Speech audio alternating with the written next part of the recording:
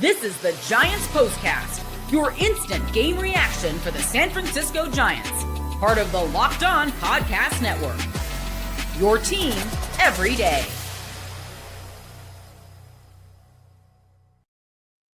Yo, what's up, everyone, and welcome back to the Locked On Giants Postcast, or should I say, the Locked On Giants funeral proceedings. I am your host, Eric Triple E Engel. You may know me as the former producer for the Murph and Mac Morning Show on KMBR, or maybe from some of these other Locked On Sports postcasts we also do Locked On Warriors and Locked On 49ers postcast as well. But today, the Giants laid down and died at Oracle Park. We all just watched it with our own eyes as the Padres finished them off for the sweep at Oracle. It's the 13th loss in their last 14 games at Oracle Park, and this loss truly feels like the unofficial end to the San Francisco Giants season, as this team continues to show absolutely no fight, no grit, no determination, no will to keep going. Several miscues in that second inning allowed the San Diego Padres to score 7 runs in the single frame, and we're marking that as the Giants' time of death for 2025, and Bob Melvin's job should absolutely be in jeopardy. We'll break it all down, but first, I want to thank all of you for watching us on the Locked On Giants YouTube channel. Please, if you aren't already subscribed, hit that subscribe button right now. Thanks also for listening on the Locked On Giants podcast feed. However you're tuning in, we appreciate it. And make sure to check out the Locked On Giants Daily Show for more in-depth coverage. My guy, Alan Stiles, does a great job. And just letting everybody know, Alan is probably going to try to hop on with us sometime next week on the postcast. I was just talking with him a little bit during this game, because I had to find some other thing to do than just sit there and be miserable watching this Giants team. They are the worst watch in all of baseball right now. I give me any other baseball team to watch besides the San Francisco Giants. I would rather watch Pirates games than Giants games at this point. The Pirates, at least you got Skeens to go watch. You got like one of the best young prospects in all of baseball. The Rockies, at least you know what to expect, right? Like they're horrible. They're hilariously bad. At least they don't give you like that false a feeling of like hope and maybe feeling like, they might win a game today. From the jump watching a Rockies game that Rockies team is going to lose. You might as well just have some fun with it. And so any other team right now is a better vibe, is a better watch than the Giants. At least if you're watching the Rockies, you're going to see some damn runs scored at Coors Field. The Giants, 1 run a game seems to be fine for this offense, or what they're content with. It's definitely not fine, but this is just awful. This is awful. I see Low D chiming in. The Giants can still possibly make the postseason. My guy, I need you to get out of fantasy land, because that is completely insane to suggest at this point in time. This team is free falling, has completely fallen off a cliff. They look horrible. There's nothing about this team where you watch them play and you say, well, they're doing this well and they're doing that well, and maybe they can lean on some part of this team to what is the strength of this team at this point? Is it the starting pitching? Because it sure doesn't look like it. They all look tired to me. Logan Webb, Robbie Ray, great first halves of the season, look like they're leaking oil in the second half. The bullpen, they're all gone. Every single leverage arm that was in this team, that was in this pen, was traded. All of their top-end bullpen pieces gone. Randy Rodriguez is your best pitcher. You can't get him into a game because you never lead in the 9th inning. This team is horrible. This offense is so inconsistent. It's pathetic, especially against left-handed pitching. This offense has absolutely nothing in the tank. You go out and you trade for one of the best hitters in Major League Baseball for the last, half a decade, Rafi Devers, and he's been pretty bad since he's been here. Over the last, 10, 15 games, he's starting to play better. I do think he's going to be fine in the long run, but the defensive miscues, they haven't stopped all season long. What about this team? It's supposed to be pitching and defense. Where's the defense?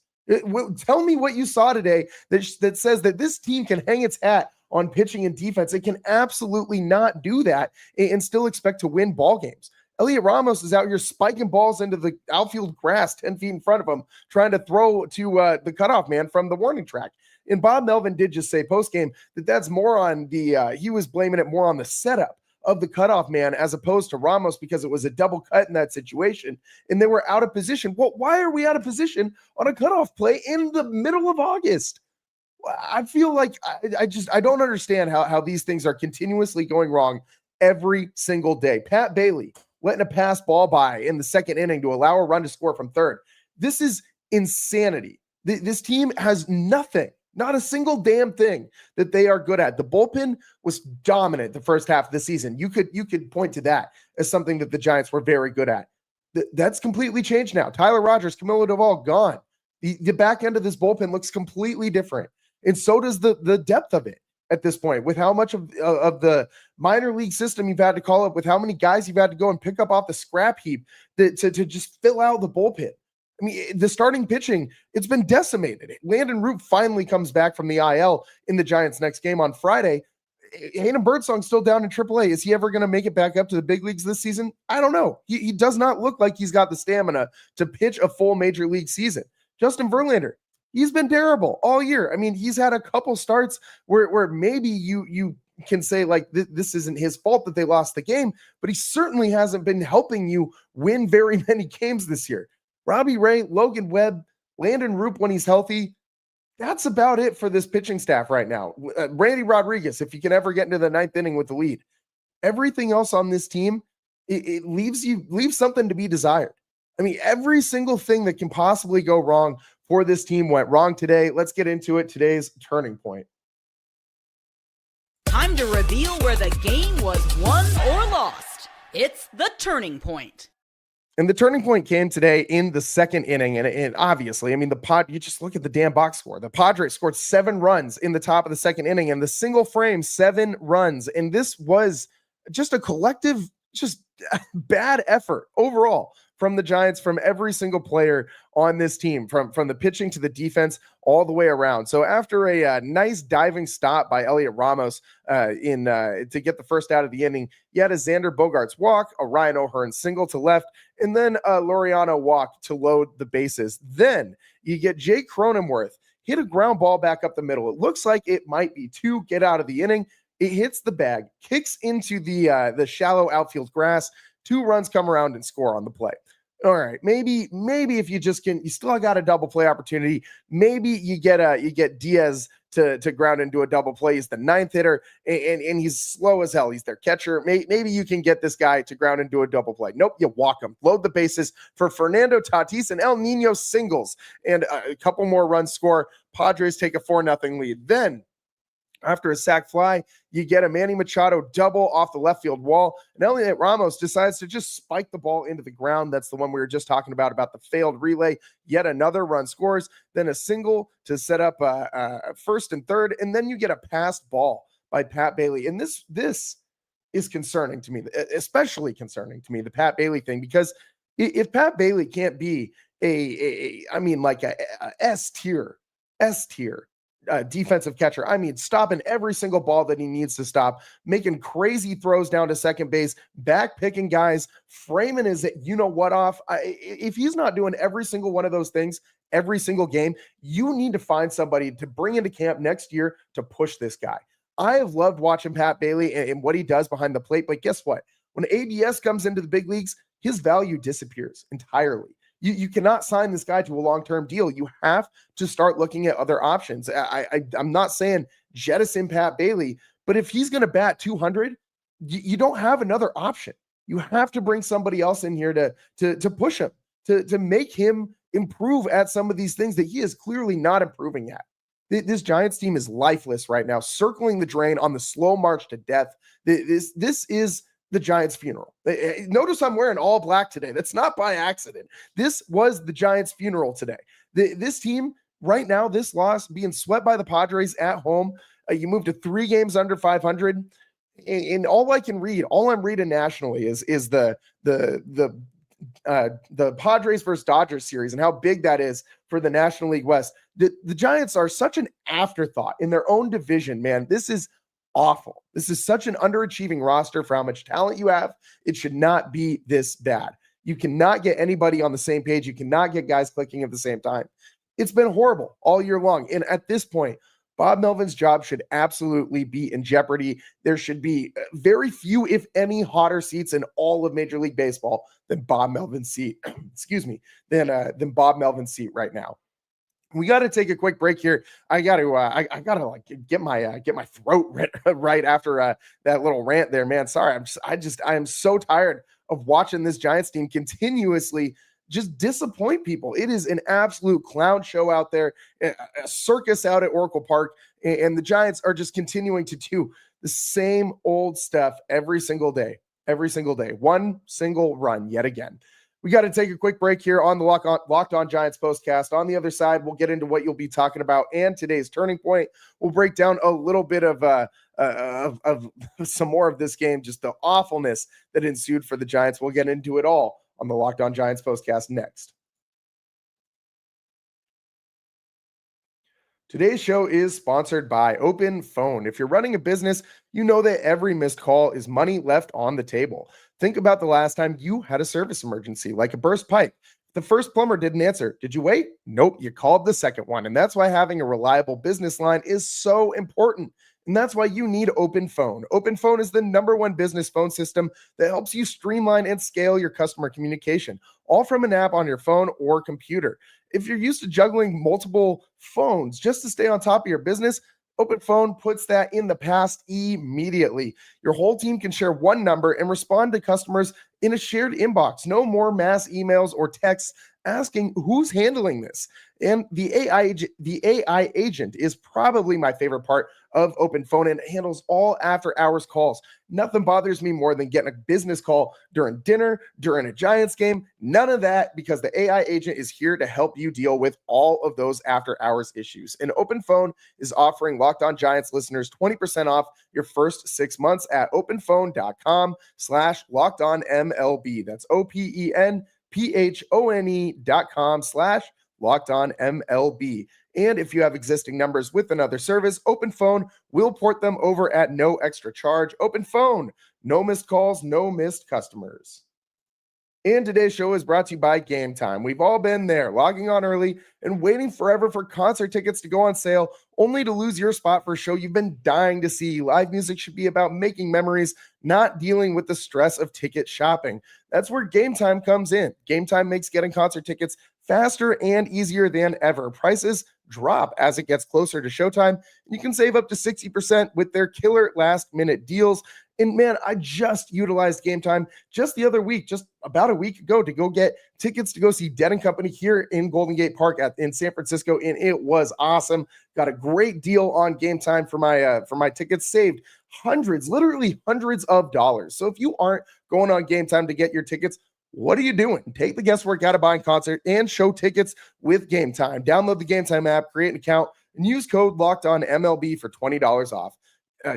$20 off your first purchase. $20 off your first purchase. Terms apply. Again, create an account and redeem code LOCKEDONMLB for $20 off your first purchase. Download the Gametime app today. Last minute tickets, lowest price guaranteed.